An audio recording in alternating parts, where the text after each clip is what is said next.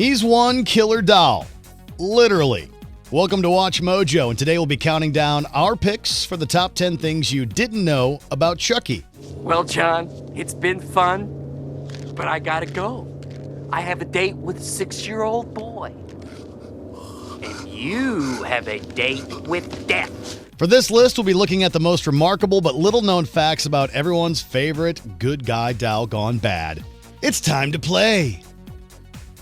Number 10. Chucky went live on SNL. Live from New York, it's a murderous doll.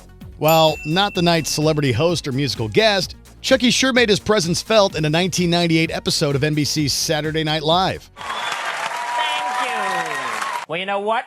Clinton's not the first president to get a little something on the side. Am I right, my man? During a promotional tour for Bride of Chucky, the demented doll crashed SNL's Weekend Update with Colin Quinn to chime in on the Bill Clinton-Monica Lewinsky scandal.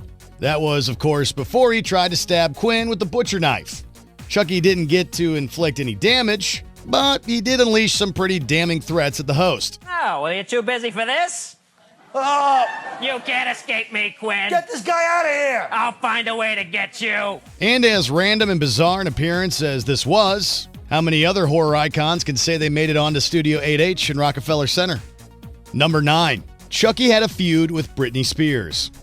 In one of the strangest celebrity feuds ever, Britney Spears had a beef with Chucky and company over a sequence in Seed of Chucky that sees a Britney lookalike meet a fiery roadside demise. Come on, floor it. Tonight we got a brand new ride. We got the dance tight. Me and my boy inside. Let's ride till the wheels fall off.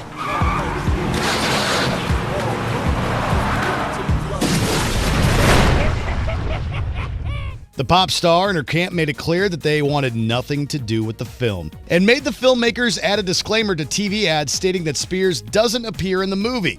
Unsurprisingly, the songstress would later ignore a studio invite to screen the feature with Chucky himself. What is surprising, though, is that a pop singer at the height of her career could have it in for a maniacal movie doll. Only in Hollywood. Number 8. The good guys' dolls were originally bleeders. We've seen all the dolls that cry, crawl, and giggle, right? Heck, there are even some that eat and go to the bathroom on their own. Here comes the pee-pee. She did it! Time to wash your hands. Thanks for helping me. Well, as it turns out, in the original script, Chucky's line of good guy dolls were going to have an even more bizarre feature, bleeding when they got cut. Hi, I'm Oscar, and I'm your friend to the end. Heidi-ho! Wow! Meaning kids everywhere would have the good fortune of taking care of their dolls by applying bandages to their bloody abrasions. Fun stuff, right? With the original working title at the time being Bloody Boy, Chucky would most certainly have gotten his Frankenstein face makeover a lot sooner. As for all that blood, well, here's to hoping the bandages weren't to be sold separately. What the hell's that?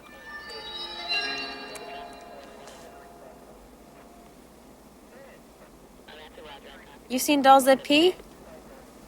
This one bleeds. Number 7. Chucky went CGI free in his early films.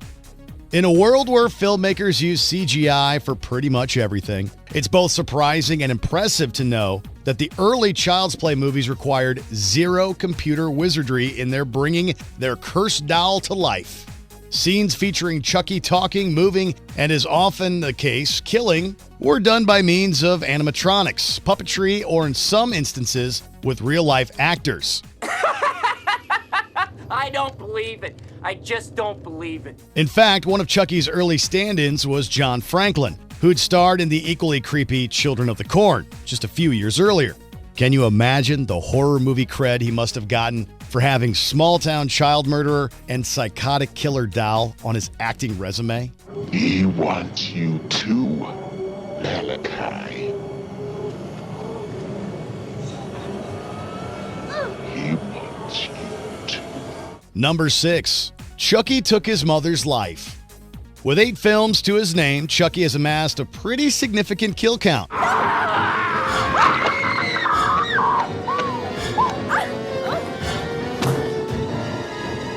However, his most shocking killing doesn't take place on screen, but rather the page.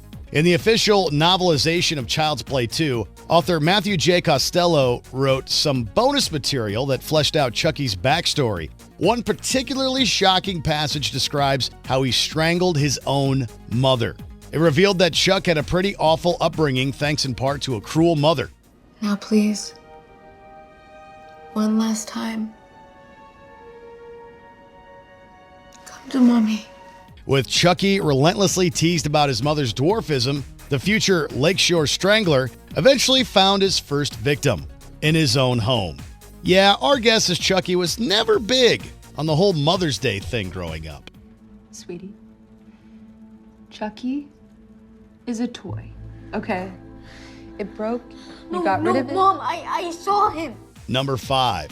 Chucky's look was based on My Buddy doll after all. It's often been stated that Chucky was inspired by the 1980s phenomenon that was the Cabbage Patch Kids. We're a Cabbage Patch Kid family. You can adopt your very own Cabbage Patch Kid family. Kids, babies, boys, girls, and new patch puppies. But anyone who's familiar with that other 80s doll for boys, My Buddy, could see that there had to be some influence there too. Who has a special buddy for your little boy to pal around with? Hasbro has. This is My Buddy, a tough little guy with a great look so your little boy can play rough with them or spend quiet time with them and take him with him everywhere he goes. Well, Child's Play director Tom Holland would later say that My Buddy doll did indeed serve as inspiration for Chucky's appearance. Given the colorful striped shirt and overalls, we don't know how anyone could not see the similarities. Show me how he works, okay? Hi, I'm Andy. What's your name? Hi, I'm Chucky, and I'm your friend to the end. Heidi-ho. Plus, the 2019 Child's Play reboot even renamed their line of dolls to be called Buddy. What more proof do we need? Chucky is our buddy. Maybe not. Number 4. Chucky got his name from 3 famous criminals. We all know Chucky as, well, Chucky. But before he got cursed into doll form, Chucky roamed the streets of Chicago under his full name, Charles Lee Ray. I'm gonna get you, and I'm gonna get Eddie, no matter what. These aren't just random names, however, as each one is inspired by a distinctly terrible murderer. His first name, Charles, refers to Charles Manson, the notorious cult leader who masterminded many murders in the late 60s. We have a weird homicide. Human massacre. 5 were killed. When you kill somebody, you're killing yourself. The incredible brutality of these savage, nightmarish murders. Here was Charlie's game. His middle name, Lee, is influenced by Lee Harvey Oswald, responsible for the assassination of JFK. Then Mrs. Kennedy leaned forward and kissed the flag on her husband's casket. Mother and daughter rose and walked slowly then with immense dignity back to their places. And lastly, Ray comes from James Earl Ray, who famously shot civil rights hero Dr. Martin Luther King Jr. So when it comes to Shakespeare's question, what's in a name, for Chucky, the answer is a lot. Number 3, Chucky movie crossovers are possible. Freddy fought Jason.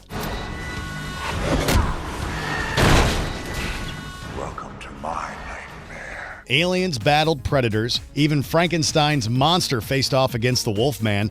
So why can't Chucky get in on a slasher showdown? Well, it turns out it is totally in the realm of possibility. For starters, the opening sequence in The Bride of Chucky proves that the Chuckster indeed exists in the same universe as other iconic horror figures.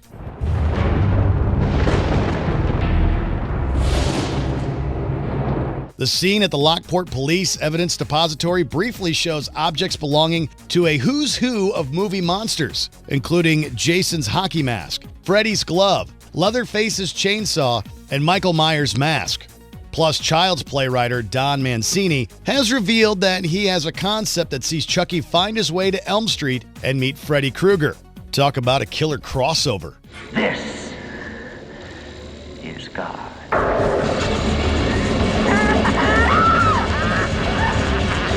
Number 2, Chucky almost got his voice from John Lithgow. Sorry, Mark Hamill, but for many, Brad Dourif is the quintessential voice of Chucky. Just like the good old days.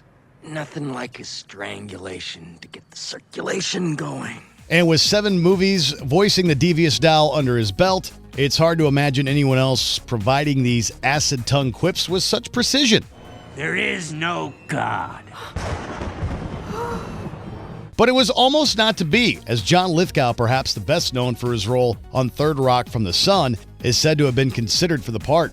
Lithgow would, of course, go on to lend his voice to other characters, most notably Lord Farquaad in Shrek. You can't catch me. I'm the gingerbread man. You're a monster. But for all his work and accolades over the years, we're still happy it was Dorff who got the chance to slay the role for as long as he did.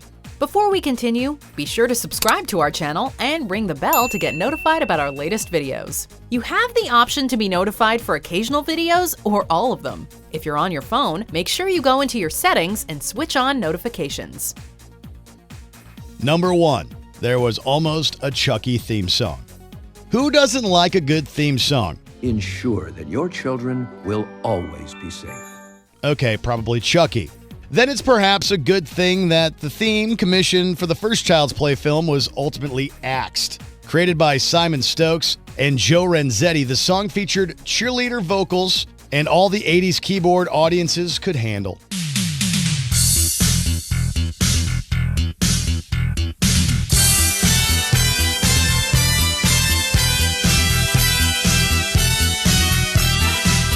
It was originally going to be played over the movie's end credits. Luckily, the producers came to their senses and chose to ditch the song in fear that it made their stab-happy killer doll seem silly. You don't say? But hey, if you ever want to hear Chucky bust out a rap, then have at it. You are my buddy until the end. More than a buddy, you're my best friend. Do you agree with our picks? Check out this other recent clip from WatchMojo. And be sure to subscribe and ring the bell to be notified about our latest videos.